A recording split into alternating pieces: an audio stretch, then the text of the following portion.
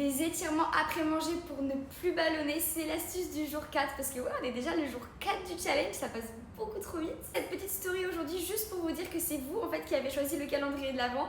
Pour toutes les Didis qui sont dans le club school, je vous ai demandé avant qu'est-ce que vous souhaitez mettre à l'intérieur. On m'a demandé des astuces anti-ballonnement. Donc c'est pour ça que je vous propose aujourd'hui des étirements spéciaux anti-ballonnement à faire après manger. Et oui, du coup, toutes les Didis qui sont dans le club m'ont posé des questions, m'ont demandé des conseils et j'y réponds dans ce calendrier de l'Avent. Parce que le but clairement c'est de glow up tout ensemble et surtout de répondre à vos problématiques. C'est pas juste de diffuser ma routine du matin, de ce que je fais, etc. et que ça n'apporte rien à personne. Non, c'est vraiment de répondre à vos questions.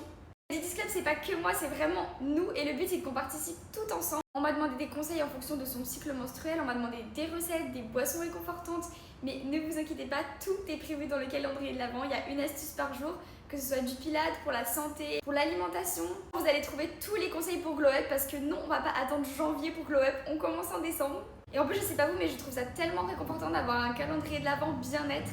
Je sais que tous les jours, du coup, tu vas ouvrir ma story Insta et que tu vas avoir un petit conseil pour prendre soin de toi. Clairement, ce qu'on veut sur cette chaîne, c'est vraiment de se pousser vers le haut, de devenir encore mieux chaque jour, de se sentir mieux dans son corps aussi. Du coup, je vous laisse tester ce soir les petits étirements anti-ballonnement et me dire ce que vous en pensez.